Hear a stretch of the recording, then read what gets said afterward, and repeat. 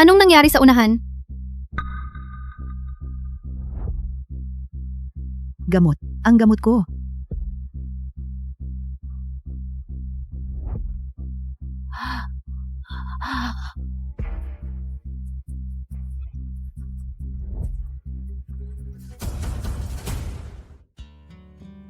Mabuting bata, maraming salamat sa iyo.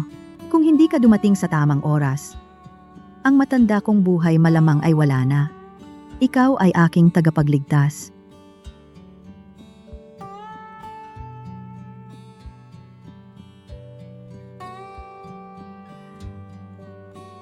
Lola, huwag po kayong magpasalamat. Kapag may ganoong sitwasyon tumulong, ay tungkulin ko. Mabuti na lang okay kayo. Kaya pala itong mabuting bata, hindi makapagsalita. Sayang naman.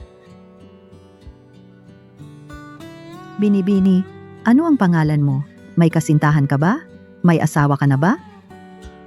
Lola, ako si Lin Xiangwan. Wala pa akong asawa. Single pa ako ngayon.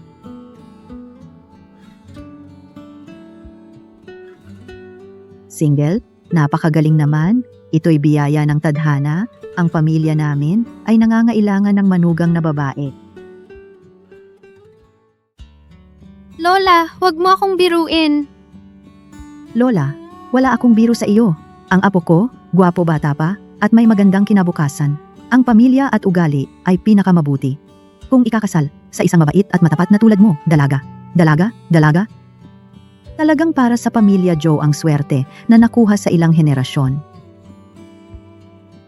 Lola, hindi ako makapagsalita. Ako ay pipi. At mayroon akong 3 sanggol na 3 buwan. Ang ganitong kondisyon ko, hindi karapat-dapat sa iyong apo. Mas mabuti pang humanap ka ng ibang babae na angkop. Huwag mong sayangin ang iyong apo.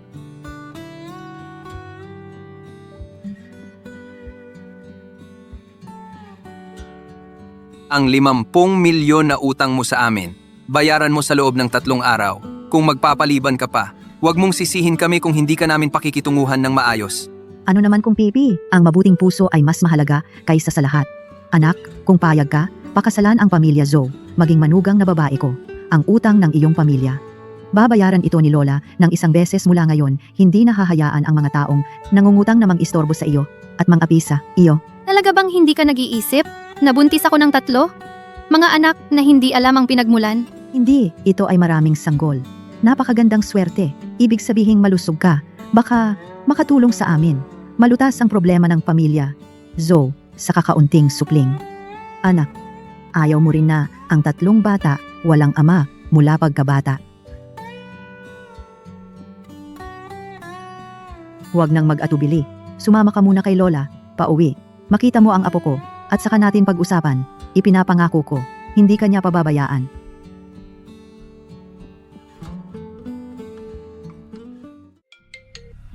Mr. Joe, si Madam ay may dala mula sa labas isang babae, si Lin Xiangwan.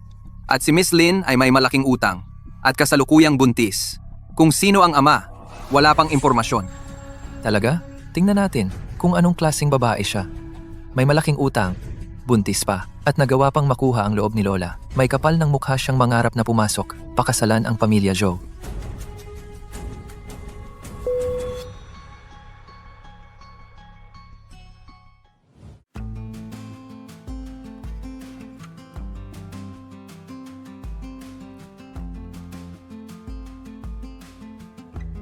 Ikaw si Lin Xiangwan? Ang sinasabi ni Lola na biyayang manugang na babae. Pipi ka ba? Isa na namang pagpapanggap na kaawa-awa. Nagpapanggap kang pipi at kawawa. Sadyang lumalapit kay Lola, gumagawa ng pagkakataon. Nangangarap kang sumabit sa pamilya Joe. Gustong umangat. Mga babaeng tulad mo, marami na akong nakita. Sabihin mo, ilang tao na ang nadaya mo. Ngayon, sa pamilya Joe, ano ba talaga ang gusto mo?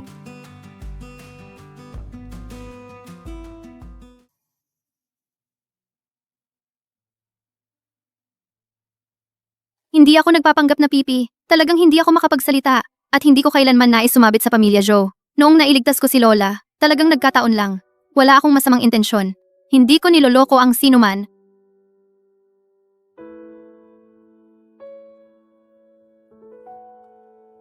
Nagkataon? Sa mundo, walang ganoong kadaming nagkataon. Sa tingin ko, gawain mo na ito. Dati ka na bang gumagamit nito sa maraming lalaki? Sabihin mo, yung bata sa tiyan mo, kanino ba talaga? Buntis ka? At sadyang lumalapit sa lalaki, gusto mo bang gamitin ang bata para itali ang pamilya Joe? Samantalahin ang yaman ng Joe. Tama ba?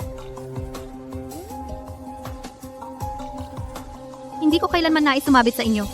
Wala akong balak makuha ang yaman. Ang ama ng bata, numero lang niya ang alam ko. Wala na akong maalala. Isulat mo ang numero ng lalaki.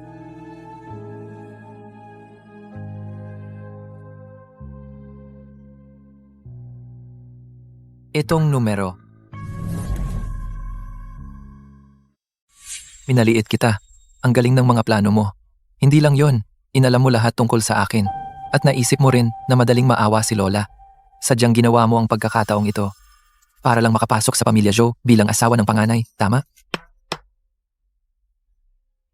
Hindi.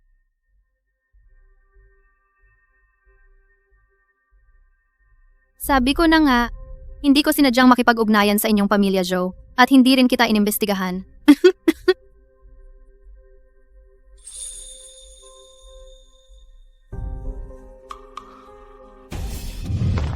Nagkukunwari ka pa ring inosente. Kung hindi mo ito binalak ng maaga, paano naging ganito kasabay? Na eksaktong nangyari noong panahong may nangyari kay Lola at paano naging nagkataon? Na ikaw ang nakasagip sa kanya. Wala akong ginawa. Ayaw mong magsabi ng totoo, di ba? Kung ganoon, huwag kang magalit kung maging malupit ako dahil gustong-gusto mong makapasok sa pamilya Joe. Ipapakita ko sa'yo ang mangyayari sa mga sakim. Hindi ako nagsisinungaling. Talagang hindi. 3 buwan na ang nakalipas. Nagtatrabaho ako bilang cleaner sa isang hotel. Hindi sinasadyang may nangyari sa akin at sa isang lalaking hindi ko kilala. Maliban sa kanya, wala akong naging relasyon sa iba. Talagang hindi kita niloloko. Ano ba yung mga kilos mo? Hindi ko maintindihan. Pero maari kitang bigyan ng isang pagkakataon. Kung papayag kang tanggalin ang sanggol sa iyong tiyan at maging tapat na kasintahan ko kapag nagsawa na ako, baka mabigyan kita ng isang walang kabuluhang posisyon bilang asawa ng panganay ng Zoe. Imposible. Hinding-hindi ako magiging kasintahan mo. At hinding-hindi ko itatanggal ang aking anak. Hindi na ako magpapakasal.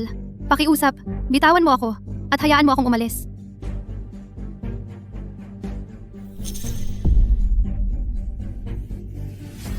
Ang birthmark na ito na parang bulaklak ng plum. Siya kaya? Sasamahan kita para gamutin ang sugat. Joe Yancy, ako ba'y ganito mo tinuturuan? Sa isang buntis, nang hahawakan ka? Kung si Xiangwan mapahamak, kaya mo bang panagutan? Balif na ako. Na ang ganitong babaeng mapagpanggap at umaakyat sa kapangyarihan ay maihahalin tulad ko sa babaeng may marka ng bulaklak ng plum ay pinag-ugnay.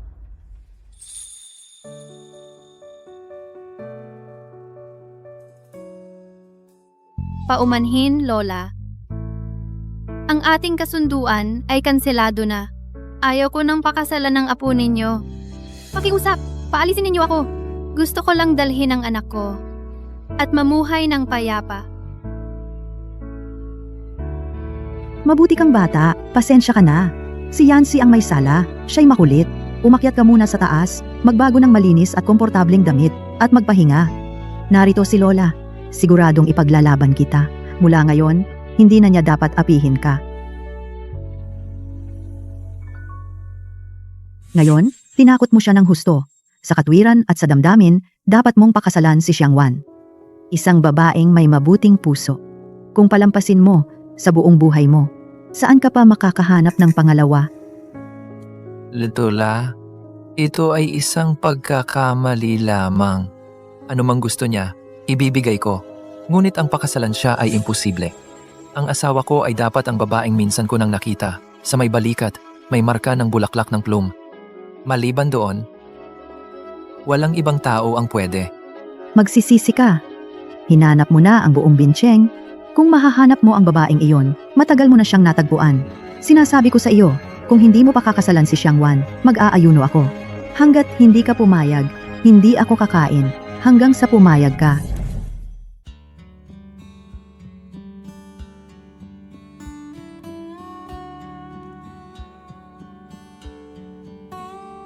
Ginoong Zhou, nakapag-usap na ba kayo ni Lola? Pwede na ba akong umalis? Hindi na ako makikialam sa inyo.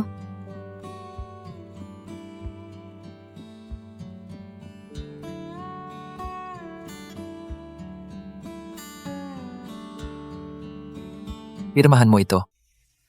Ito ang prenuptial agreement. Pagkapirma mo, magpapakasal na tayo. Magbibigay ako ng sustento sa tamang oras. Sasagutin ko ang lahat ng gastusin mo at ng bata. Gagampanan ko ang pangunahing tungkulin bilang asawa. Pero dapat mong malaman na sa puso ko, may mahal na akong iba. Kapag nahanap ko siya, ang kasunduan natin ay matatapos na agad. Walang pakialamanan. Nagbabanta si Lola na magpapakamatay. Wala akong magawa.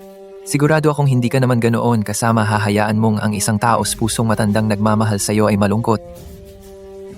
Kahit na maghiwalay tayo sa huli, makakatanggap ka ng malaking kabayaran. Ang perang ito ay sapat na para maging maganda ang buhay mo at ng bata sa natitira mong buhay.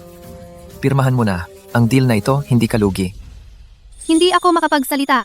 Kahit saan ako pumunta, laging may hadlang. At may malaking utang pa ang pamilya na kailangan bayaran. At may 3 buwan na akong dinadala na kailangan kong alagaan, ang manatili sa pamilya Zhou. Kahit ito ay isang kontratang kasal, ang tanging paraan para ako at ang anak ko ay mabuhay ng payapa. Una, patatagin muna ang buhay. Kapag kaya ko ng bayaran ng utang at maprotektahan ng bata, saka na ako alis.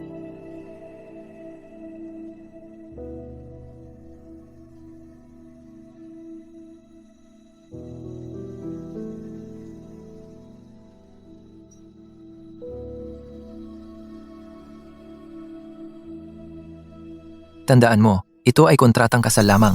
Ikaw ay kasangkapan lang para mapasaya si Lola. Huwag mong asamin ang mga bagay na hindi para sa iyo at huwag kang magkagusto sa akin. Kapag nahanap ko na ang aking mahal, ang kasal natin ay matatapos agad. Kung hindi, hindi ka magiging masaya sa pamilya Zhou. Salamat sa inyo ni Lola, sa pagtanggap ninyo sa akin. Mananatili ako sa aking lugar. Tahimik lang ako sa Zhou. Kapag naipanganak ko na ang bata, ako na mismo ang hihingi ng diborsyo.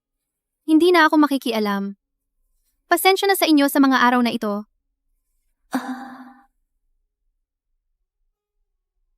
Ganon siya. Medyo maganda naman. Hindi. Hindi ako dapat maloko sa kanyang itsura. Malinaw na, gusto niya akong itali sa anak at kontrata. Mahigpit na itali sa akin para makiangkop sa pamilya Zhou. Muntik na akong maloko. Sana ganyan ka nga. Huwag mo lang akong palolokohin kahit anong pakulo mo.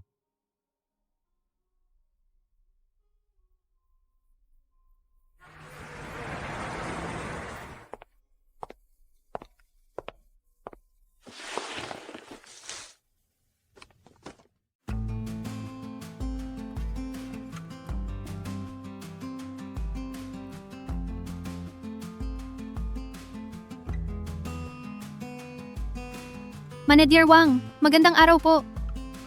Ako po ang tagalinis ng club. Ayon sa schedule, kailangan kong maglinis sa loob. Payagan niyo po ako. Mabilis lang po ako. Hindi po ako magtatagal. Ikaw, isang pipi? Bakit wala ka sa area mo? Anong ginagawa mo rito? Sinasabi ko sa'yo, mamaya darating si Amo Joe para sa business. Kung susuwayin mo siya, 10 buhay mo hindi sapat. Umalis ka na sa area na ito. Hindi ka dapat nandito. Manager Wang, ang sinasabi mo po ba ay si Ginoong Zhou Yancy? Kilala ko po siya. Hindi ko po siya susuwayin. Nagmamadali po ang mga bisita sa loob. Papasukin niyo na po ako. Maglilinis lang po ako at aalis. Pakiusap po. Sana sinabi mo agad na kilala mo si Amo Joe. Hindi na kita pinahirapan. Sige, linisin mo na. Bilisan mo, huwag kang magtagal, baka mainip ang mga bisita.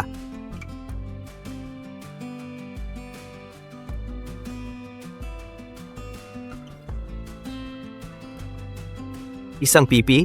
Nagmamagaling pa. Sabi kilala raw si Amo Joe. Kung kilala mo si Amo Joe, ako si Diyos. Isa na naman, nagpapanggap na tagalinis para lumapit kay Amo Joe. Tingnan natin kung paano kanya pagsasalitaan.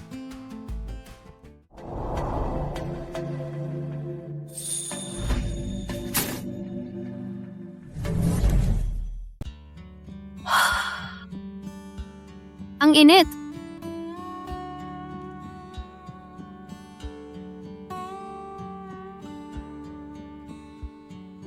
Bakit? Sinasadya mo bang sumalpok sa akin? At nagkunwari ka pa sa pamamagitan ng bulaklak? Hinabol mo ako hanggang sa club? Payo ko sa'yo, huwag ka nang mag-aksaya ng panahon. Sa'yo, wala akong kahit katiting na interes.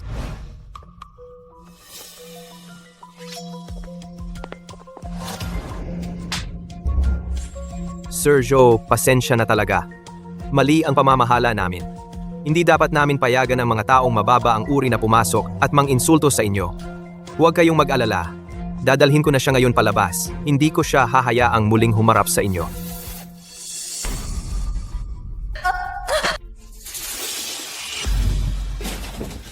Umalis ka. Mga walang kwenta.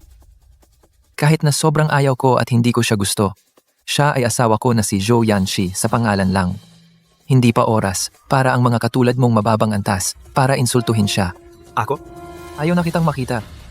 Sinisont ka na. Sir Joe, maawa ka. Pakiusap, bigyan mo ako ng isa pang pagkakataon. Kung alam ko lang na siya ay sa inyo, kahit anong lakas ng loob hindi ko siya gagalawin.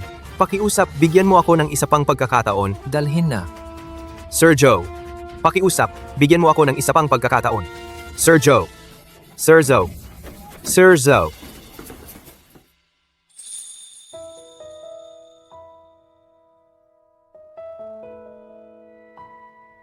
Sir Joe, nagkakamali kayo. Ang bouquet na ito ay hindi para isuplikan kayo. Ito ay itinapon ng iba sa sahig ng hallway.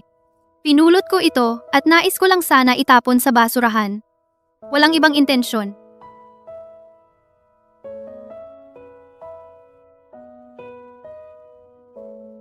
Talagang hindi ko maintindihan. Mabuti ang loob ko. Naglinis ng basura. Pero na-misinterpret na sinadya kong manuyo. Kung alam ko lang, hindi ko na sana pinansin ang bulaklak na ito. Mas mabuti nang iwasan ang gulo.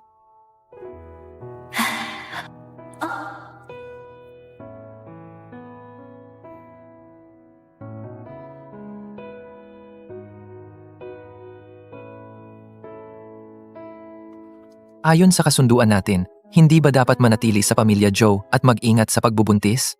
Bakit ka nagtatrabaho sa ganitong club?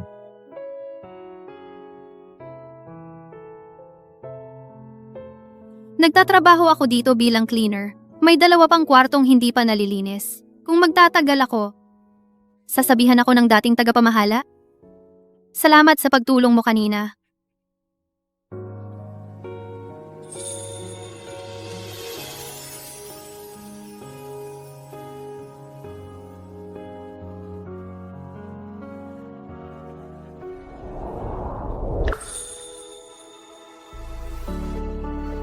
Ano ang gamit ng mga mata mo? Hindi marunong tumingin sa dinadaanan? Hindi ka man lang marunong maglakad ng maayos?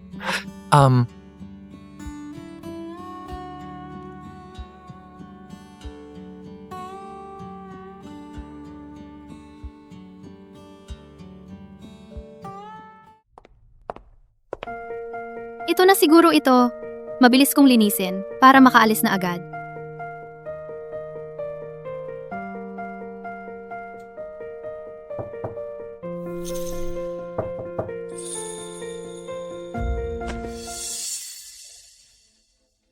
Tingnan mo ng mabuti. Ito, ang presidential suite ko.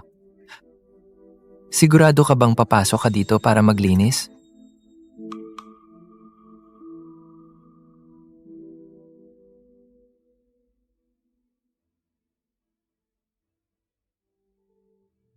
Pasensya na, Sir Joe. Maling kwarto ang napasukan ko. Aalis na ako agad. Hindi ko na po kayo aabalahin.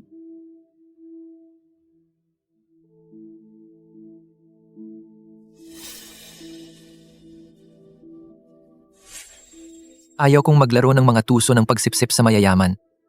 Hindi ko inaasahan na ikaw at ang mga babaeng iyon ay walang pinagkaiba. Walang iba kundi nag-iisip ng paraan para akitin ako.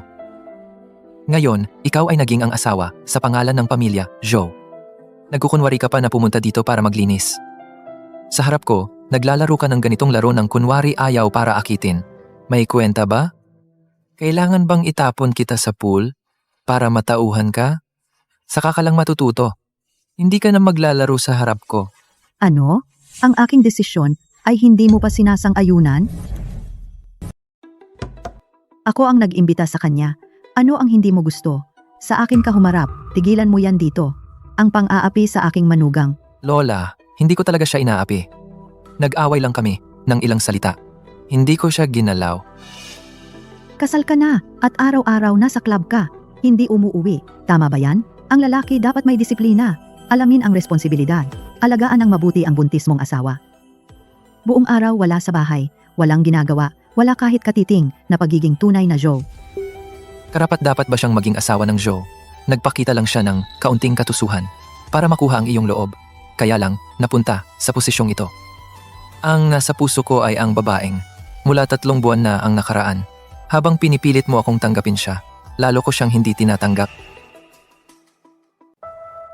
Paumanhin, Lola. Ako ang may kasalanan. Kailangan kong maglinis. Hindi na ako makikipag-usap sa inyo.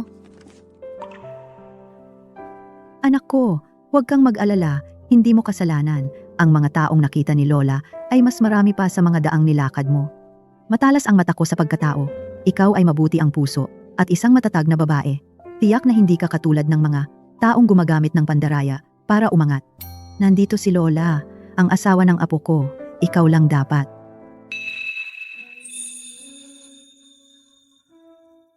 Ayan, tama na. Ayos na.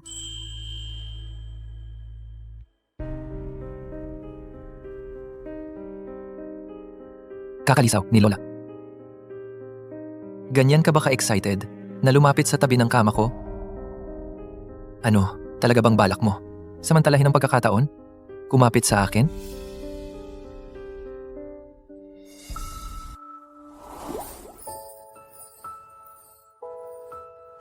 Tigilan mo na ang pag-aabala, buntis ka, hindi maginhawa, sa kama ka matulog, magpahinga ka na. Kanina ay mali ang akala ko sa'yo.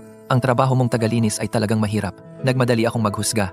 Nagkamali ako ng pagkaintindi sa'yo. Kasalanan ko ito. Dito ka matulog. Kukuha ako ng silid sa tabi. Sa buong buhay ko, hindi pa ako nakatulog napakalambot at napakakomportableng kama. Manatili kang tahimik. Matulog ka ng maayos. Huwag mong subukan na maging matalino. Pumunta sa kwarto ko para istorbohin ako. Hindi ako papayag sa mga taktika mo.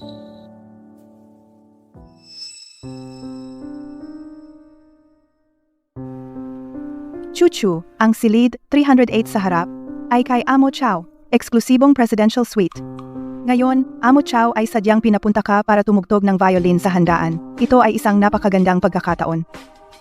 Basta't magaling ang performance mo, at mapasaya mo si Amo Chow, ang posisyon bilang asawa ng pamilya Joe ay sigurado na. Huwag kang masyadong sigurado. Pumunta ako dito para tumugtog lang ng violin.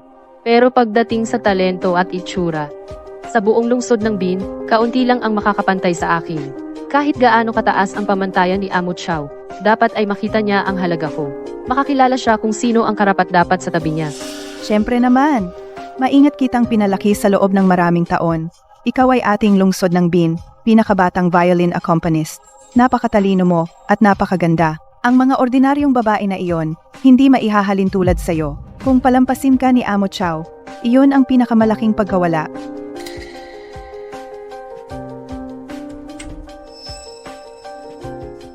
Hindi ba iyon ang aking buntis na hindi kasal na? Pipi kong kapatid na si Lin Xiangwan. Bakit siya nakasuot ng maruming uniforme ng cleaner? At naglalakas loob na nasa labas ng eksklusibong silid ni Amo Chow. Talagang walang hiya. Gusto mo na namang gumamit ng maruming taktika para akitin si Amo Chow. At umangat sa mayayaman. Ngayon, hayaan mong ako ang pumalit kay tatay. Para disiplinahin itong walang hiyang. Nagpahiya sa pamilya Lin na nilalangaw.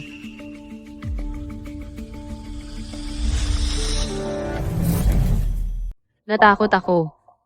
Mahal kong kapatid, ako ito. Bakit hindi mo makita ang mukha ko? Pati boses ko, hindi mo na makilala.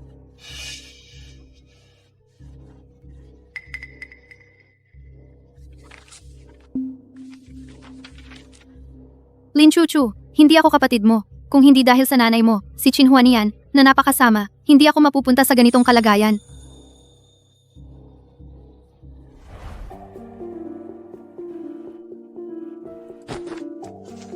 Buwisit na bata ka.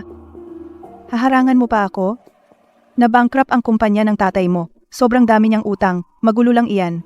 Gusto mo kaming dalawa ng anak ko na maging malas kasama mo? Magbabayad ng utang? Wala kang aasahan.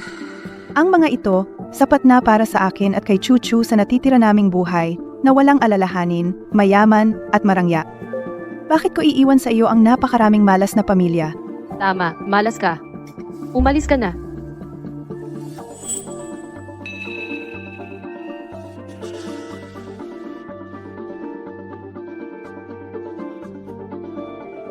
Ikaw mismo ang hindi marunong makisama. Pinilit mong sumama sa amin, pinigilan mo kami, gusto mong bantayan iyang gulong-gulo. Lahat ng ito ay kasalanan mo, deserve mo. Kung hindi ako umalis sa malas na pamilyang Lim, hindi makapag-asawa si nanay ng mayaman sa lungsod. Hindi ako magiging mayaman, hindi ako magiging isang mahusay na violinist na hinahangaan ng lahat. At ikaw, karapat-dapat ka lang sa lugar na ito. Suot ang uniforme ng janitor. Magwalis magpakailanman. Mamuhay na hinahamak ng lahat. Sabihin mo ngayon, ba't ka palihim? Sa kuwarto ni Mr. Joe, anong ginagawa mo? Gumagamit ka ba ulit ng mga masasamang paraan para akitin si Mr. Joe? Para makiugnay sa pamilya Joe? Sinasabi ko sa iyo, huwag kang mangarap ng imposible. Huwag ka nang makipag-usap sa piping ito.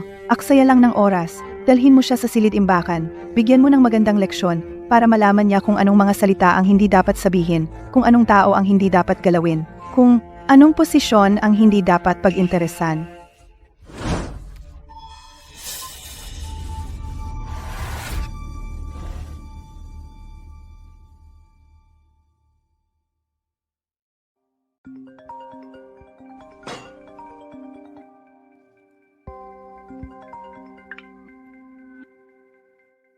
Oy, ano yon? Wala, ibababa ko na. Yan sinarinig ko. Hinahanap mo pa rin ang babae mula 6 na taon? Ang babaeng iyon? Sabi ko sa iyo, hinahanap mo ng maraming taon. Wala kang nahanap kahit isa. Posible bang mali ang hinahanap mo mula pa sa simula? Baka naman noong una, sinadya ka lang niyang lapitan, nakikipaglaro lang siya sa iyo. Nang magsawa ay umalis na. Binabalaan kita. Kung maglalakas loob ka pang magsalita ng isa pa, ipapadala kita agad sa ibang bansa para humigop ng hangin. At magpapawala ako sa iyo sa Bincheng, walang makakahanap sa iyo. Huwag. Mali na ako, okay na? Sinabi ko lang naman nagbibiro lang. Huwag mong seryosohin. Aalis na ako. Huwag na kitang abalahin. Umalis ka. Maging masunurin ka. Ngayon ay ipapakita ko sa iyo para tumatak sa isip mo. Kung anong tao ang hindi mo dapat pakialaman. Kung anong posisyon ang hindi mo dapat pag-ambisyonan. Habang buhay, huwag mong subukang umangat kay Mr. Joe kung hindi kaya ko. Bigyan ka ng leksyon.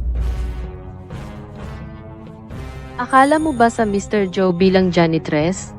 Maaari mo siyang sundan ng palihim? Sinasabi ko sa iyo, panaginip lang yan.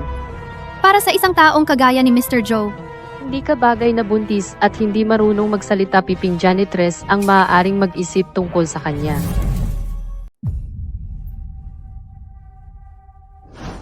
Huwag kang magpanggap dito. Sumusulat ka ng mga walang kwentang titik na walang babasa. Ang utility room ng club na ito ay napakalayo.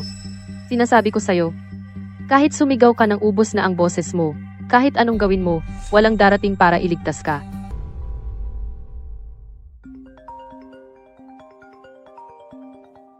Yancy, hanapin mo agad si Xiang Wan. Tinawagan ko siya ilang beses, pero walang sumasagot. Buntis siya at nasa club pa, naglilinis. Paano kung may mangyari sa kanya? Hanapin mo siya agad. Huwag mo siya hayaang magdusa. Opo, Lola. Hahanapin ko na siya ngayon. Ibabalik ko siya. Hindi siya pababayaan. Tigil. Nasaan si Lin Xiangwan? Ako, kanina noong dumaan ako sa hallway, nakita ko si Miss Lin. Nahinila ng 2 babaeng hindi ko kilala palayo. Hindi ako nanghialam. Bakit walang nagsabi sa akin? 3 buwan na siyang buntis at mahina ang katawan niya. Kung may mangyari sa kanya, Sino sa inyo ang may pananagutan sa responsibilidad na ito? Dalhin mo ako agad. Ano pang hinihintay mo?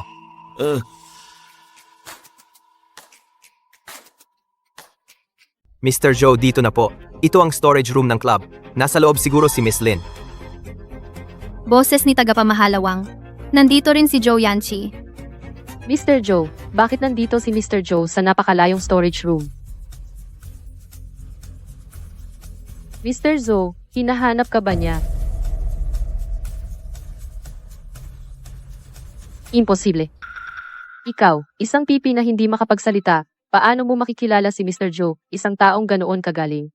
Chuchu, huwag mo nang sayangin ang oras sa kanya. Tara na, tiyak na nagkataon lang. Dumaan lang si Mr. Joe dito. Hindi siya naghahanap ng tao. Kung makita tayo ni Mr. Joe na nangaapi rito, ang iyong audition para sa violin ay tuluyang mawawala. Mr. Joe, ako si Lin Chuchu, sumali ako sa audition para sa violin. Nagpractice ako ng husto mula bata at ngayong taon ay nanalo ako ng gintong medalya sa benching violin competition. Ako. Umalis ka. Papasukin mo ako. Sandali, Mr. Joe, nasa loob po ang mga maruruming kagamitan. Magulo at pangit. Kayo po ay marangal. Bakit kayo papasok sa ganitong lugar? Pagsasakripisyo ba kayo? Sa tingin ko wag na lang pumasok. Wala naman maganda sa loob. Oo nga, Mr. Joe, balita po na mahilig kayo sa malinis. May germophobia. Kung papasok kayo, marumihan ang mamahaling damit ninyo. Hindi po maganda iyon. Mabuti pa umuwi na kayo.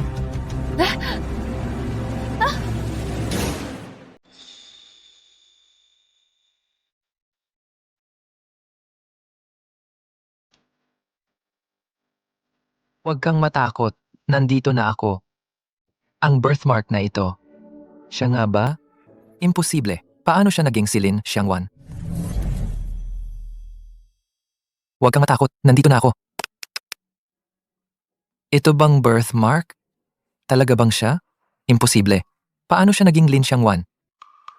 Mr. Zhu, isa lang siyang buntis na babaeng janitor na pipi. Puno ng kahirapan ang kanyang itsura, marumi at malas. Bakit ka nagdadalamhati ng ganito? Huwag mong dumiinan ang iyong mga kamay. Umalis ka?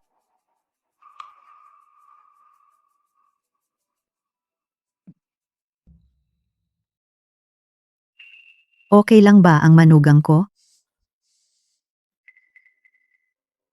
Ang sugatan ay may mga panlabas na pinsala. Ang noo ay nabangga, nagdulot ng mild concussion. Ang braso ay nasugatan ng matalim na bagay. At maraming pasa sa malambot na tissue. Sa kabutihang palad, walang malubhang pinsala. Ngunit kailangan mong magpahinga ng maayos. Iwasan ang mabibigat na gawain at karagdagang stress. Grabe ang pinsala. Buti na lang dumating kayo sa tamang oras. Magre-reseta ako ng gamot para sa pamamaga at dressing para sa sugat. At espesyal na gamot para sa pagbubuntis. Sino sa inyo ang magbabayad? Magbayad muna bago kunin ang gamot.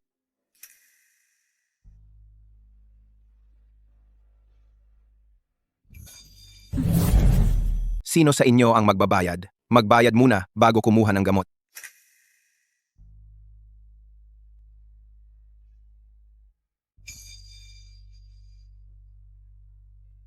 Naku, ang bobo ng apo ko. Sabihin mo kay Lola, sino ang nambubuli sa iyo? Tiyak na ipagtatanggol ka ni Lola. Apo ko, huwag ka nang maglinis pagkatapos nito.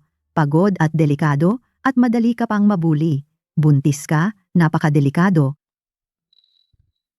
Salamat po Lola sa pag-aalala. Alam ko pong nag-aalala kayo sa akin. Pero kailangan ko pong mabuhay. At kailangan ko pong buhayin ang anak ko sa tiyan. Kailangan ko pong magtrabaho. Hindi po ako pwedeng laging umasa sa inyo. Huwag kang mag-alala tungkol sa pera. Ipagawa mo kay Yancy, pumunta sa Joe Group, maghanap ng madaling trabaho sa opisina. Sa madaling salita, huwag ka nang maglinis, ang daming pera ng apo ko. Eh di ba kaya kanyang buhayin kasama ang anak mo? Sige, sundin natin ang sinabi ni Lola. Bukas, aayusin ko na. Para lang sa paggalang kay Lola, kaya niya ako tinulungan. Sa loob-loob, malamang ayaw pa rin niya sa akin, nandidiri sa akin. Sa susunod, iwasan ko ng mga abala sa kanya. Para lang kay Lola ang ginagawa niya, kaya niya ako tinutulungan. Malamang, galit pa rin siya sa akin, nandidiri siya sa akin. Mas mabuting iwasan ko na siyang abalahin. Lola, masyadong mainit dito. Umuwi na tayo. Tara na, Xiangwan. Inilaan ni Lola ang buong umaga. para dalhin ka at bumili ng magagandang damit. Bilang babae, dapat magbihis ng maganda. Marami kang pinagdaanang hirap noon. Tiniis mo ang napakaraming sakit. Simula ngayon, ang mga pagkukulang na ito, babayaran ni Lola lahat ng isa-isa. Lola, huwag na lang. Siguradong mahal ang damit. At kadalasan, nasa bahay lang ako nagpapahinga para sa pagbubuntis. O pupunta sa opisina para magtrabaho. Hindi ko naman masusuot ang mamahaling damit na ito. Okay lang ang mga simpleng damit. Naku, anak, anong mahal o hindi? Maraming pera si Lola. Ang asawa ng apo ko sa pamilya Joe dapat magsuot ng pinakamaganda at gumamit ng pinakamainam. Huwag kang mag-alala sa pera. Pumili ka ng maayos. Maraming pera si Lola. Ang asawa ng apo ko sa pamilyang Joe dapat suotin ang pinakamaganda at gamitin ang pinakamahusay. Huwag kang mag-alala sa pera. Pumili ka ng mabuti. Kahit ilang piraso ang gusto mo, bibilhin natin lahat. Walang pag-aatubili.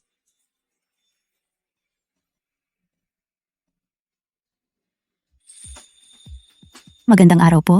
Maligayang pagdating. Gusto mo bang tumingin ng blusa o palda? Kami na ang pipili. Hindi na kailangan sumunod. Xiangwan, halika. Tingnan mo kung alin ang gusto mo. Buntis ka. Ang tela ay dapat ang pinakamahusay. Subukan mo lahat. Si Lola na ang bahalang pumili para sa'yo.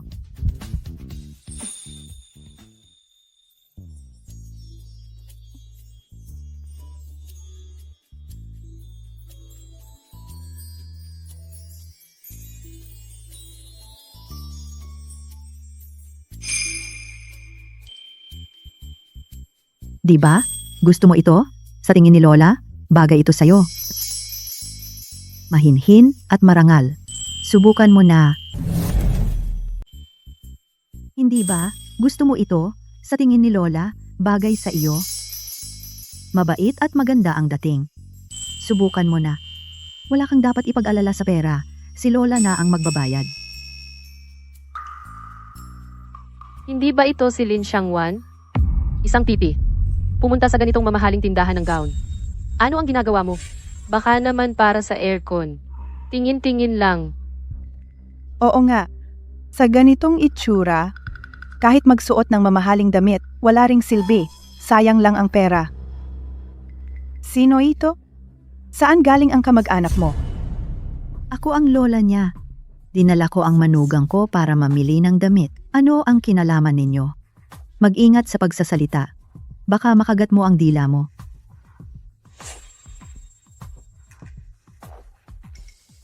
Lola, lumipat na lang tayo sa iba. Huwag mo na silang patulan para maiwasan ang gulo dito. Hindi worth it. Lola, sa tingin ko, ito ba ang kinuha mong tao para magpanggap? Lola, maghanap tayo ng iba. Huwag mo silang patulan para hindi tayo mag-away dito. Hindi sulit. Lola, sa tingin ko ikaw ang umarkila ng mga ito para magpanggap. Lin Xiangwan, sinasabi ko sa'yo, huwag mong isipin na pagpapanggap kang kaawa-awa ay makakahanap ka ng kakampi. Sa buong buhay mo ikaw ay isa lang pipi na walang may gusto. Ikaw, bata, bakit ka walang modo? Nagtulak ka pa ng tao? Mag-sorry ka sa manugang ko. Pasensya? Bakit? Isang pipi lang naman. Bakit kailangan mag-sorry? Matanda. Huwag kang makialam. Pasensya na. Hindi ko napigilan ang paa ko. Nakaharang ba sa'yo? Gusto mong kunin? Hilingin mo sa akin. Tawagin ninyo ang tagapamahala ninyo. Tingnan natin kung kahit sino ba ay pwedeng magulo dito sa tindahan. Chuchu, huwag ka nang makipag-usap sa kanila. Turuan mo ng leksyon ang pipi na ito para malaman niya kung sino siya. Chuchu, huwag mo na silang kausapin. Turuan mo sila ng leksyon, itong pipi, para malaman niya kung ano ang kanyang kakayahan. Ano naman kung sinaktan kita? Wala kang modo.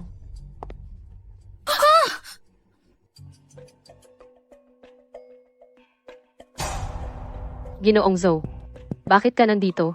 Sino ang nagbigay sa'yo ng lakas ng loob?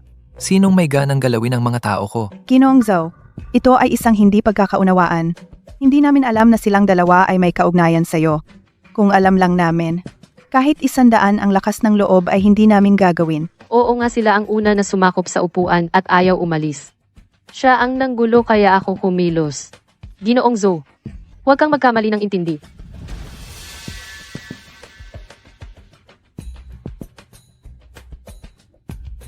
Yanchi, hindi pwedeng ganito na lang. Masyado na silang sobra. Kailangan silang bigyan ng leksyon. Kung hindi, sa susunod ay patuloy nilang aapiin si Xiangwan. Yanchi, hindi pwedeng ganyan na lang. Sobra na yang mag-ina na yan. Dapat bigyan sila ng leksyon. Kung hindi, sa susunod, lalo pa nilang aapiin si Xiangwan. Noong nakaraan, sa storage room, yung umapi sa kanya? Ikaw yon, di ba? Hindi ako yun. Mr. Joe, nagkakamali po kayo. Siya mismo ang nadulas at nahulog. Sinadya niyang isisi sa akin. Oo nga, Mr. Zo, tiyak na misunderstanding lang yon. Paano naman mangahas si Chuchu? Itong babaeng ito ang nagkamali ng pagkakita. Huwag mo na lang isipin. Misunderstanding? Sabihin mo, ano ang gusto mong gawin sa kanila?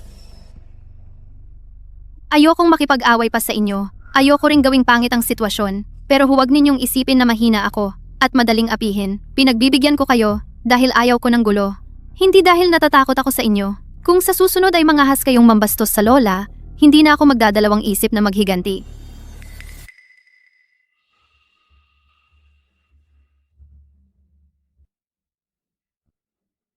Buti naman at marunong kang pumayag. Alam mong hindi mo ako kayang kalabanin. Umalis ka na.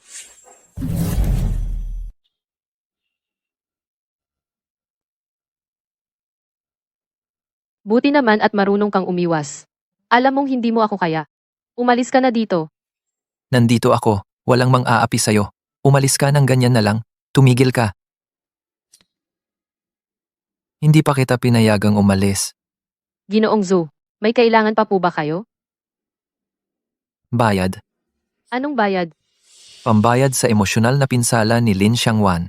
Bayad sa nasirang damit. At ang oras ko. Kabuuan, 50 milyon. 50 milyon? Ginoong Zo, nagbibiro ka ba? Ito ay talagang. Grabe naman yan, sobra. Ginoong Zo, masyadong malaki ang 50 milyon. Wala kaming ganyang pera. Maawa ka naman sa amin. Tumahimik ka muna. Kaya naming gawin yan. Masyado ba? Noong inaapi mo siya, bakit hindi mo naisip ang kahihinatnan? Ngayon, o susundin mo ang sinasabi ko, o papauwiin ko kayo ngayon din. Kayo ang pumili. Pasensya na. Ngayon, o gawin mo ang sinasabi ko, o papawalain ko kayo agad. Kayo ang pumili. Pasensya na. Lakasan mo ang boses mo, hindi ka ba kumain? Maging taos-puso ka? Lin Xiangwan. Pasensya na. Hindi dapat kitang inapi. Hindi dapat kitang sinaktan.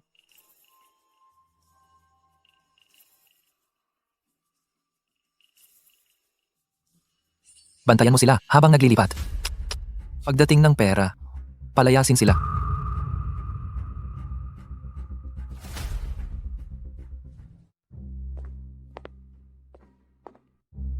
Kanina sa tindahan na ito, lahat ng babagay sa sukat ni Lin Xiangwan na mga gown. Ipak lahat ng tig-isa. Ipadala sa villa ko. Siguraduhin ang pinaka-elegante.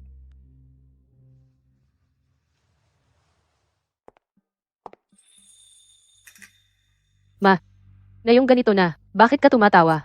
Sa tindahan ng damit, nahiya tayo ng husto. Si Zhou, Yancy, ay talagang matigas ang ulo, hindi ako pinapansin. Nanay, sa ganitong oras na, bakit ka tumatawa? Nasa tindahan tayo ng damit at nagkahiya-hiya tayo. Si Zhou Yancy ay talagang matigas ang ulo, hindi ako pinapansin. Ano ba ang gagawin natin? Bakit nagmamadali? Boba, alam mo ba ang bagong tuklas ko tungkol kay Joe Yancy? Ito ang magbabalik sa atin. Ano namang mahalagang bagay? Baka naman makatulong sa akin na makuha ang posisyon bilang binibini ng pamilya Zhou. Nanay, sa tingin ko nababaliw ka na sa kakaisip. Tama ang hinala mo. Nakakuha ako ng impormasyon na simula nang magising si Joe Yancy, naghahanap siya ng isang babae at ang babaeng iyon ay may birthmark na bulaklak ng plum sa kanyang collarbone. Matagal na siyang naghahanap pero hindi pa niya natatagpuan. Narinig ko, kapag nahanap niya ang babaeng may birthmark na bulaklak ng plum sa collarbone, diretso niya itong kikilalanin bilang nag-iisang binibini ng pamilya Joe. Kahit ang mga nakatatanda sa pamilya, Hindi na kailangan pang makipag-usap. Tatanggapin na agad. Ano? May ganoong kabutihan. Kaya pala noong nasa bodega ako, nakita ko si Lin Xiangwan na may birthmark na bulaklak ng plum sa collarbone. Iyon pala ang dahilan. Kaya naman si Zhou Yanxi ay nagbago ang pakikitungo sa kanya. May ganoong kabutihan pala. Kaya pala noong nasa storage room ako, nakita ko si Lin Xiangwan na may birthmark na bulaklak ng plum sa collarbone. Iyon pala ang dahilan. Kaya pala si Zhou Yanxi ay nagbago ang pakikitungo sa kanya. Isang birthmark lang iyan, madali namang magpanggap. Maghanap ng tattoo artist, magpatattoo ng pareho, at tapos na. Ang posisyon ng asawa ng pamilyang Zhou ay dapat para sa mahal kong anak. Hindi dapat hayaan ang pipi na si Lin Xiangwan na agawin iyon. Lin Xiangwan, ang iyong magagandang araw ay malapit ng matapos. Ang posisyon ng asawa ng pamilyang Zhou ay sa akin talaga. Teka lang, at makikita mo. Sa pagkakataong ito, kailangan kong kunin ang lahat ng nararapat sa akin at bawiin ang lahat.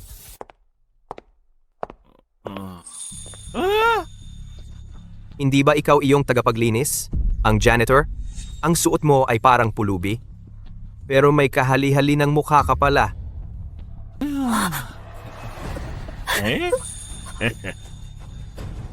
Lin Xiangwan, akala mo ba dahil may sumusuporta sa iyo si Zhou Yanxi, kaya mo nang maging mayabang?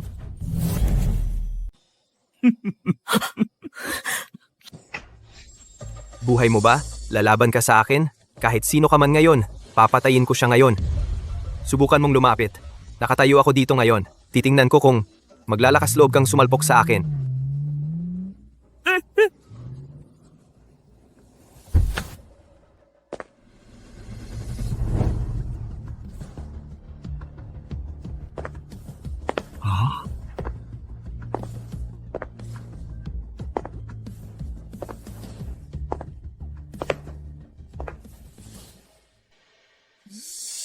Ginoong Joe, maawa ka. Nabulag ako ng kasakiman. Lasing na ako. Hindi dapat ako naging matapang. Hinalaw ang iyong tao. Alam kong mali ako. Pakiusap. Bigyan mo ako ng pagkakataong mabuhay. Noong gumalaw ka, dapat alam mo na patay ka na. Ginoong Joe, alam kong mali ako. Aalis ako agad sa Bincheng. Hindi na ako magpapakita sa harap ninyo. Pakiusap, bigyan mo ako ng pagkakataong mabuhay. Mr. Joe, talagang alam ko na mali ako. Aalis ako agad sa Bincheng. Hindi na ako magpapakita sa harap ninyo. Pakiusap po, bigyan niyo ako ng pagkakataon.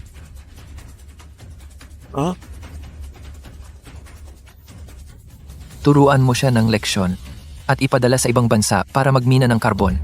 Para malaman niya, ito ang kapalit ng pangiistorbo sa aking mga tao. Mr. Joe, maawa kayo sa akin, Mr. Joe.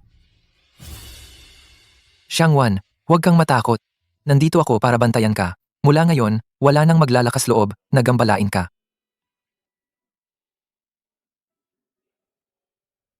Tara, umuwi na tayo.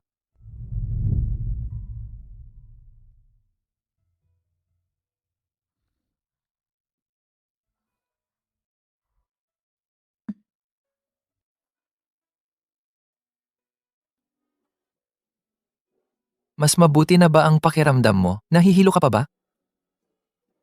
May mga gasgas pa sa braso mo. Lagyan kita ng gamot, sige? Mas mabuti na ba ang pakiramdam mo? Nahihilo ka pa ba? May gasgas pa sa braso mo.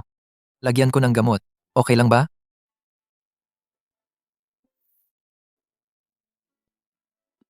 Ang sakit ng ulo ko. Ako ba ito? Nakakapagsalita na ako.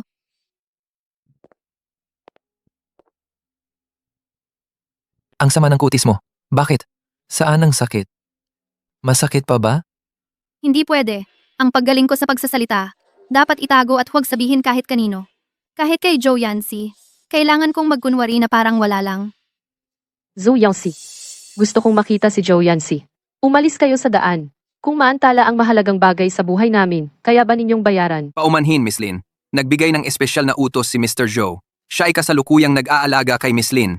Hindi siya tatanggap ng sinuman. Sumusunod lamang kami sa utos. Mas mabuting umuwi ka na lang muna.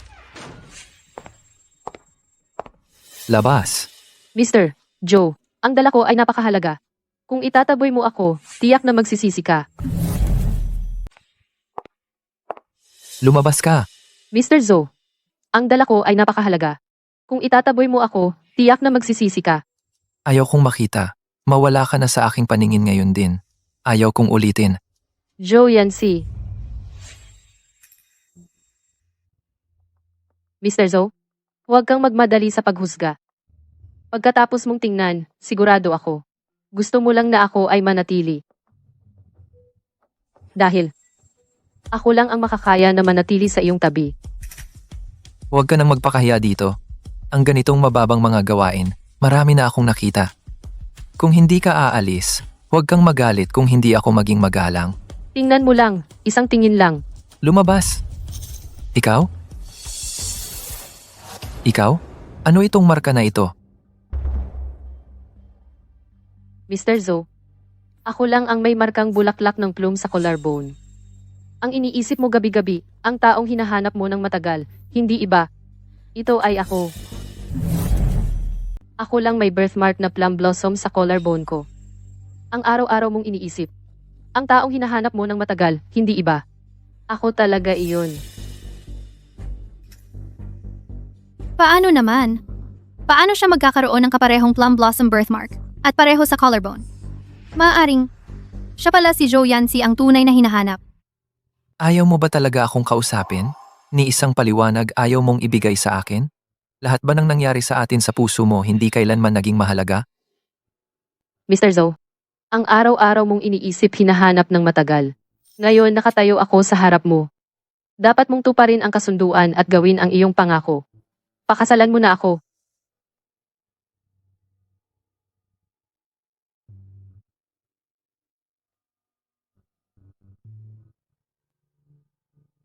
Mr. Zhou, binabati kita.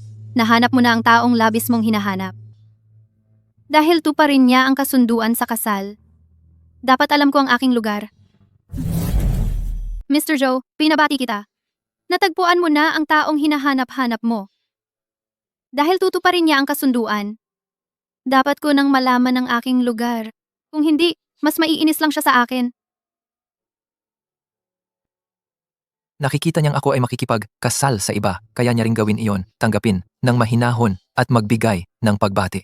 Sa totoo lang, sa kanyang puso, wala akong halaga.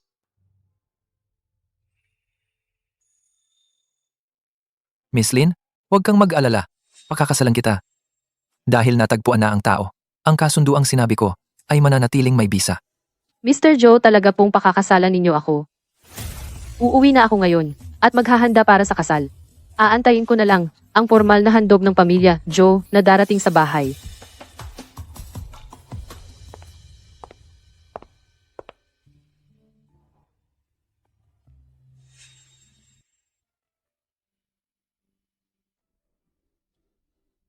Zhou Yanxi.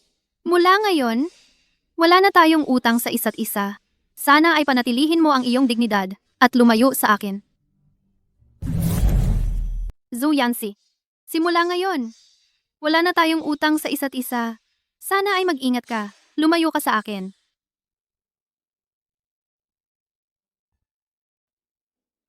Xiangguan. Hindi ganyan. Xiangguan. Lin Xiangguan, bakit ang pangit ng mukha mo? Sa tingin ko iniwan ka ni Zhou Yanxi, di ba?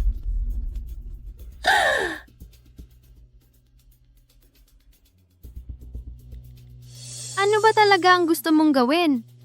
Ano ang gagawin ko?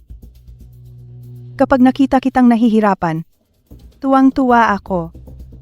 Ngayon iniwan ka na ni Zhou Yanxi. Wala ka ng pag-asa, di ba? Bibigyan kita ng magandang daan. Pumunta ka sa aming pamilya, Lin. Maging katulong, alagaan mong mabuti ang aming chuchu. Panoorin mo siyang ikasal ng marangya. At least may silbi ka. Pumunta ka sa aming pamilya, Lin, bilang isang katulong. Alagaan mong mabuti si Chuchu para makita siyang ikinasal ng marangya. Kahit papaano ay may silbi ka. Qin Huanian, huwag kang mangarap. Lin Xiangguan, pinapayuhan kitang mag-isip ng mabuti. Ang urn ng iyong ina, nasa akin iyon. Kung maglalakas loob kang lumaban, bukas, Itatapon ko ang urn niya sa imburnal. Hayaan siyang sa lugar na madilim at maitim. Manatili magpakailanman. Nag-aalala ka na? Natatakot? Kung gusto mong kalabanin ako, susugal ako hanggang dulo. Tingnan natin, hanggang kailan ka tatagal? Siya, pumapayag ako. Kung ganyan ka lang dati. Sumunod ka lang. Pumunta sa pamilya Lin at maglingkod sa amin ng aking ina. Natural, sisiguraduhin ko na ang abo ng iyong ina ay ligtas at hindi gagalawin.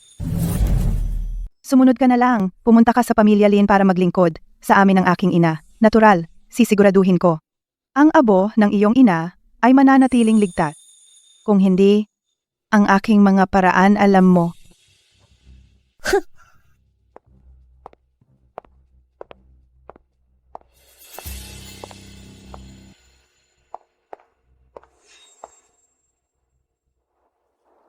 Yancy, bakit umalis si Xiangwan mag-isa? Sabihin mo sa lola ang totoo. Ano ba talaga ang nangyari? Madilim na. Siya ay isang babae na mag-isa sa labas. Napakadelikado. Lin Chuhu. Lola, ang babaeng hinahanap ko noon.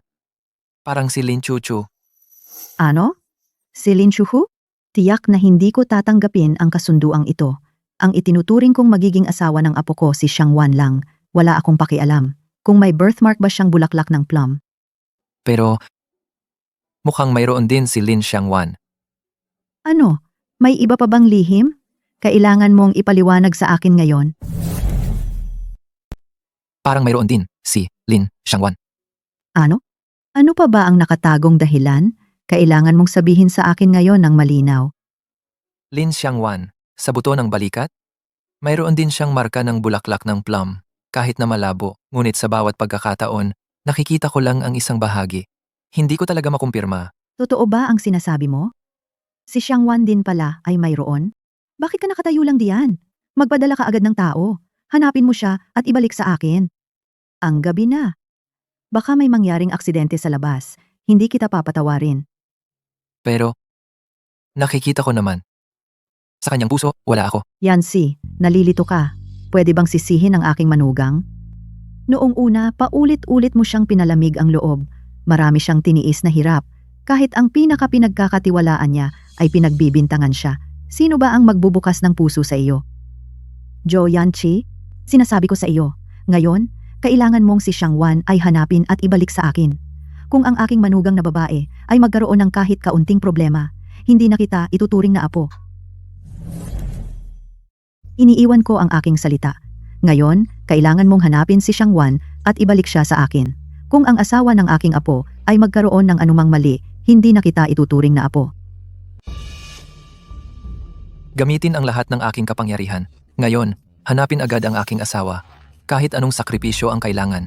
Gusto ko siyang walang pinsala. Sino ito? Hindi ba ito ang dating si Zhou Yanxi na minahal niya parang isang kayamanan? Ikaw ay espesyal na pumunta dito para makita ako na maging ginang ng pamilyang Zhou para batiin ako, di ba? Muntik ko nang makalimutan. Kahit na ikaw ay gustong magsabi ng pagbati sa akin, hindi mo ito masasabi. Katawa-tawa. Chuchu, huwag kang magalit sa kanya. Siya ay ang bagong upahang katulong. Simula ngayon ay nasa tabi natin at magsisilbing alipin. Kailangan mong turuan siya ng mabuti. Nanay, wala kang dapat ipag-alala. Ako talagang gagabayan ko siya ng mabuti para malaman niya kung sino ang nararapat na umupo sa posisyon ng ginang ng pamilyang Zhou.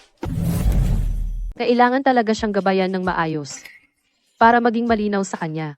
Sino ba talaga ang may karapatan maupo sa posisyon ng kabataang ginang ng pamilyang Zhou?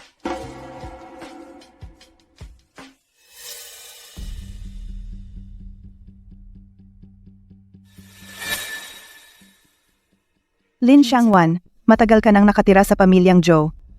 Mukhang naging maganda ang iyong kalagayan. Sayang lang, sa iyong pagkatao ay hindi pa rin kagalang-galang, bagay na hindi dapat makita. Sinasabi nilang iiwan ka nila, walang kahit katiting na halaga. Hindi mo naman talaga iniisip Zhou Yanxi ay tapat sa iyo. Mga lalaki, para sa iyo, panandalian lang ang interes. Ngayon si Chuchu ay ang tunay na kasapi ng pamilyang Zhou. Ikaw naman ay ang sobra at isa ka pang pipi. Kahit magsalita ay hirap. Mukhang kawawa ka. Oo, Nay, noong araw na pumunta ako kay Joe Yancy. Nandoon siya sa tabi. Pero si Joe Yancy ay hindi man lang siya tiningnan. Pabayaan pa ang nasa kanyang tiyan. Ang batang ito. Noong araw na iyon, pumunta ako upang hanapin si Joe Yancy, nandoon siya sa tabi. Pero si Joe Yancy, kahit isang tingin, ay hindi niya ibinigay sa kanya, pabayaan na ang bata sa kanyang tiyan ito. Agad na napagpasyahan ang kasal ko. Kapag pumasok ka sa aming tahanan, kailangan mong sumunod sa aming mga patakaran, magtrabaho ng tapat. Kung maglakas loob kang lumabag kahit kaunti, ang abo ng iyong ina ay dapat mag-ingat. Galawin mo ang abo ng mama. Kahit mamatay ako, hindi ko hahayaan na magkaroon kayo kahit isang araw na payapa. Matapang ka pang tumitig sa akin. Marami akong pasensya para makipaglaro sa iyo. Titingnan ko kung hanggang kailan mo tatagalin ang katigasan na ito. Binibini, Tia Zhang, binibini. Maaari ka nang magsalita. noong isang araw, biglang bumalik ang boses ko. Pero ito, hindi ko sinabi kanino man. Napakagaling naman. Pero bakit bumalik ka pa ngayon? Si Qin Huan yan sila ay galit na galit sa iyo. Kaya nilang gawin ang lahat, anumang bagay.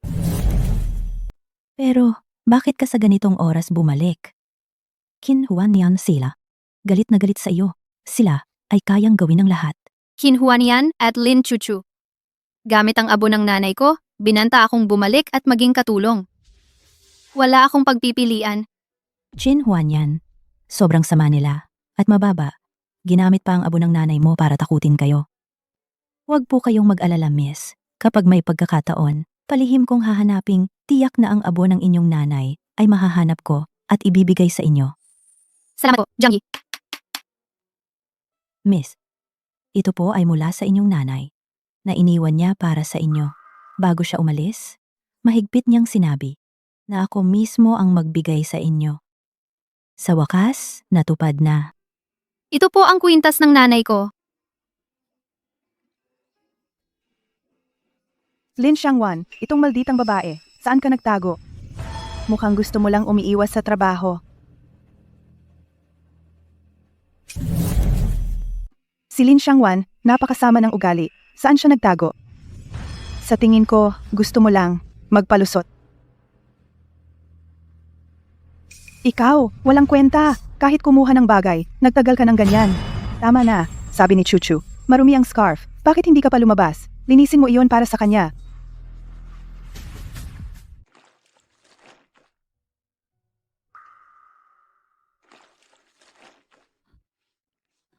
Dumating na ang handog ng pamilya Joe.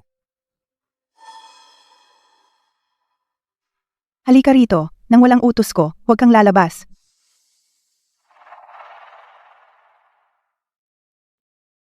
Ito ay mula sa pamilya Joe, ang handog pangkasal para kay Binibining Lin. Isang pares ng hikaw na nagkakahalaga ng 600 milyon, isang brilyante na 20 karats na may kulay apoy na singsing, at handog pangkasal na 50 bilyon. Lahat ay inihatid sa pamilya Lin. Napakagaling! Maraming salamat, Pamilya Jo. Salamat, Jijo. Salamat, Yasi. Alam ko na may lugar ako sa puso niya. Ang galing! Maraming salamat sa Pamilya Jo. Maraming salamat, Sir Chow. Salamat, Yancy. Sabi ko na may lugar ako sa puso niya.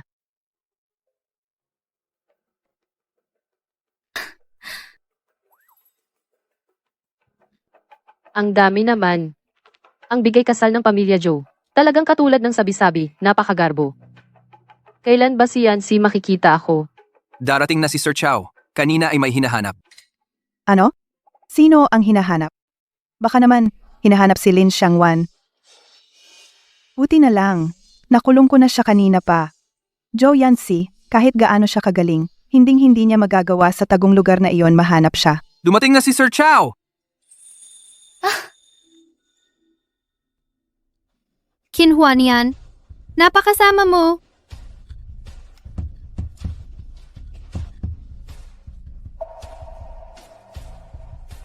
Tigilan mo na ang daldal. Ibigay mo si Lin Xiangwan. Sir Chow, ano bang sinasabi mo?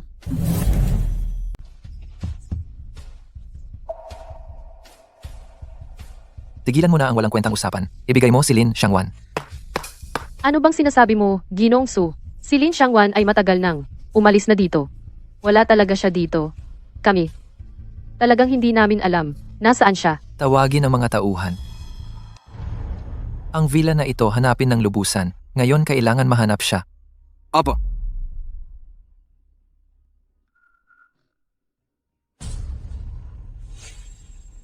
Hindi namin natagpuan, Ginoong Su. Ginoong Tsu, hindi mo kami dapat pinagbibintangan ng ganyan. Wala talaga kaming itinago si Lin Xiangwan. Tama nga, Ginoong Su. Paano mo inaakusahan kami ng ganyan? Si Lin Xiangwan at kami ay walang alitan. Paano namin gagawin ang ganyang bagay? Tumigil po kayo, Ginoong Tsu. Huwag po kayong umalis, Ginoong Tsu. Ginoong Tsu, Miss Lin Xiangwan ay nakakulong sa basement. Basement? Gabayan mo ako. Saklolo, Silong?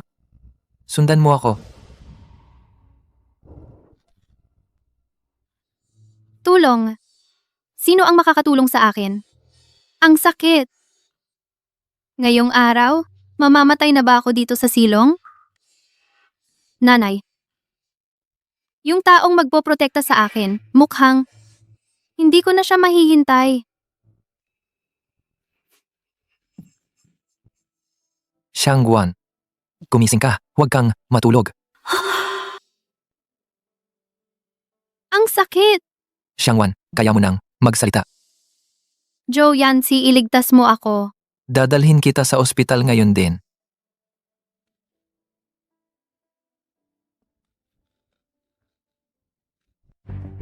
Ginoong Joe, nasaan ang ating binibini? Siya?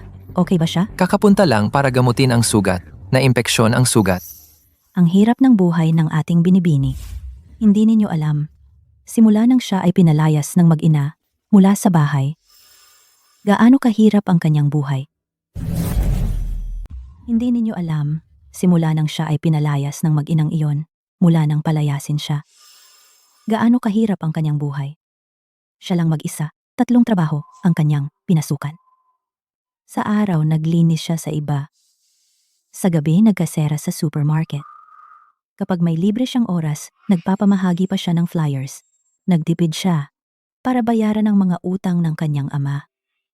Simula nang siya ay mabuntis, mas lalo siyang nag-isa. Kinaya niya lahat ng hirap. Wala man lang mapaglabasan ng sama ng loob, hindi man lang nagkaroon. Ano? Ang aking manugang na babae ay pinalayas pala nila ng walang awa ang masasamang mag-inang iyon. Dapat silang parusahan ng mabigat. Tama po, Alezo. Simula nang umalis ang may bahay Ginoong Lin, ay dinala si Chin Huanyan sa bahay. Ang aming panganay na anak na babae ay hindi na nakaranas ng magandang araw. Binubugbog at sinisigawan araw-araw na iyon. Ginoo, matapos mabangkarote. Nagkaroon ng 50 milyon na utang. Wala ni isang araw na naging maganda ang buhay. Binubugbog at minumura, araw-araw na iyan. Ginoo, pagkatapos malugi, nabaon sa 390 milyong pisong utang. Yung mag-ina, lahat ng mahahalagang bagay sa bahay. Dinala lahat, pinalayas din si Binibini. Kaya pala, sa lahat ng panahon, mali ang pagkakaintindi ko sa kanya. Akala ko siya ay taong sumisipsip sa mayayaman, pero hindi ko alam na. Nagdusa siya ng mag-isa ng marami. Ako ang may kasalanan sa kanya. Kasalanan mo. Kasalanan mo. Hindi mo inalagaan ang manugang ko. Pinasakit mo ang kanyang buhay. Kung may anumang masamang mangyari kay Xiangwan, hihiwalayan na kita. Hindi ka na apo ng pamilya Joe.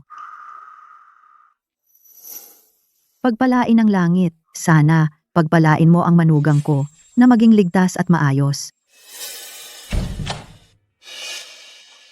Naalagaan na ang sugat. Okay din ang bata. Kailangan ng maayos na pag-aalaga. Iwasan ang impeksyon. Isang araw na obserbasyon. Pagkatapos, pwede nang umuwi.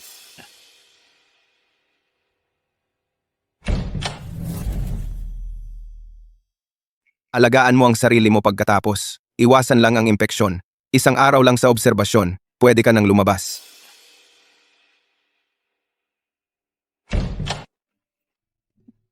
Xiangwan, gising ka na.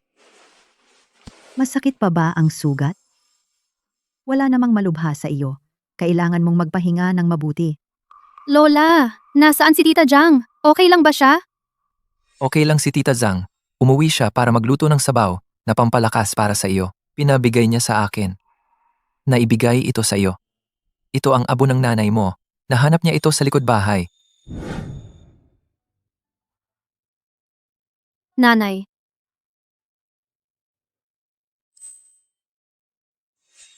Alam kong nakakapagsalita ka. Noong nasa basement ako, narinig kita. Kaya, hindi ba tulad ng dati? Iisipin mong ako ay isang manloloko na sumisipsip? Hindi. Xiangwan. Hindi ko naman iyon iniisip. Kasalanan ko ang lahat noon. Hindi dapat kita sinaktan ng salita. Hindi dapat kita iniwan mag-isa na magdusa ng sobra. Hindi, Xiangwan. Hindi ko iyon naisip, dati. Ako ang may kasalanan. Hindi ako dapat nagsalita ng masama sa iyo. Hindi dapat kita iniwang mag-isa na magdusa ng husto. May isa pa akong sasabihin. Kailangan kong sabihin sa iyo.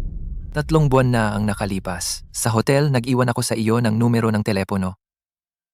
Ay ako. Ikaw iyon.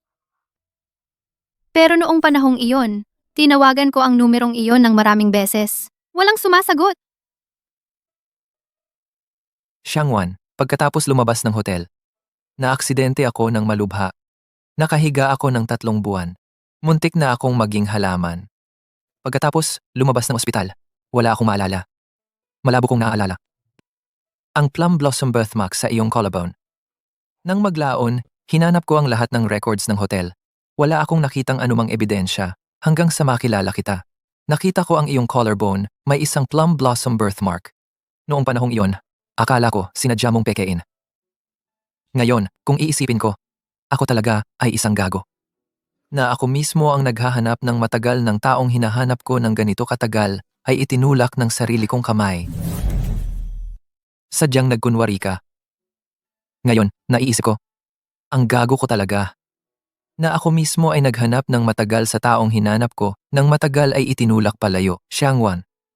Sumusumpa ako. Mula ngayon, hindi ka nasasaktan.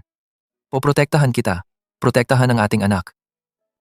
Xiangwan, maniwala ka sa akin. Ako, Zhou Yanxi, ikaw lang ang asawa ko sa buhay. Hindi kita pababayaan. Kahit kaunti. Nanay, natagpuan ko sa panahon ng panganib, ang lalaking magliligtas sa akin. Naniniwala ako sa iyo.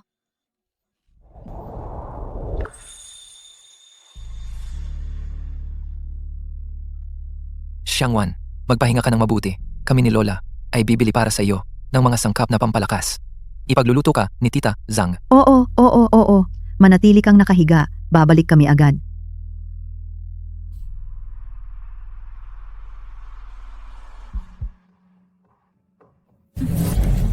Manahimik ka lang. Babalik kami agad.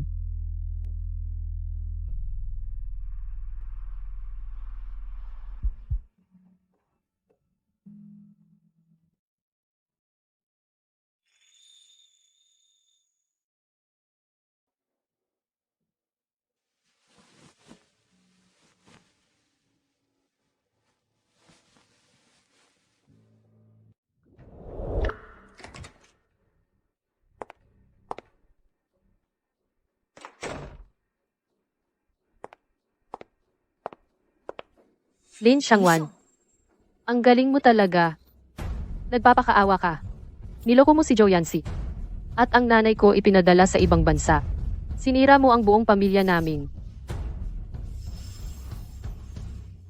Lin Shuhu, wala ka bang hiya? Pumunta ka rito para mag-eskandalo? Kaya mo pala magsalita. Lin Shuhu, may kapal ka pa. Pumunta ka dito para manggulo.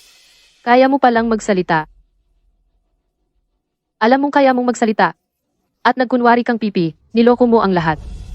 Lin Xiangwan. Isa kang mapagpanggap na babae. Oo nga, matagal nang kaya. Pasensya na, itinago ko sa'yo ng matagal. Sayang lang ang pagsisikap mo. Alam mong kaya mong magsalita. At nagkunwari ng ganyan katagal. Gusto mo lang manloko. Ang simpatya ni Zhou Yanxi. Gusto mo lang agawin lahat sa akin. Walang hiya ka. Sino nagpasok sa'yo? Zhu Yangxi. Nagpapanggap siyang pipi, niloloko ka. Isang babaeng may masamang intensyon. Nanatili ka sa tabi niya. Bakit? Eh ano? Basta gusto ng asawa ko, sasamahan ko siya. Ikaw. Ano naman? Hanggat gusto ng asawa ko, sasamahan ko siya. Ikaw. Ano ba talagang maganda sa kanya? Kayo, isa't isa, lahat ay naimpluwensyahan ng kanyang mahika. Basta nandito siya, ang atensyon ng lahat ay nasa kanya lamang. Ako, lagi, ay ang laging napapabayaan. Bad ba?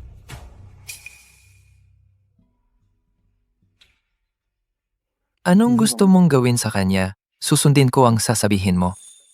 Hindi ako ganoon kalaki ang loob. Gusto ko siyang makaranas ng hirap. Siya, susunod ako sa'yo. Mga tauhan.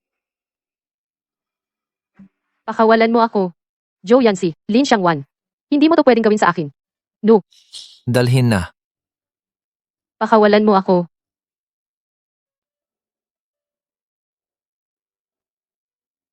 Bakit mo ako biglang dinala sa kwarto mo? Ang misteryoso pa? Naiintriga ako.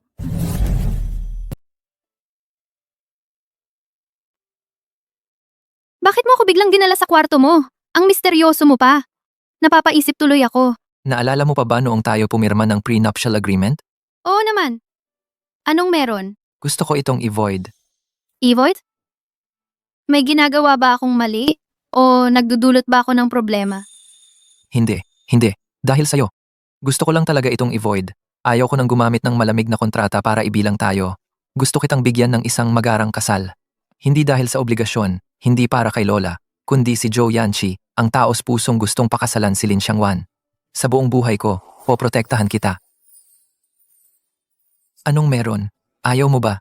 Baliw, paano ako hindi papayag? Ang mga salitang ito. Hinihintay ko ng matagal.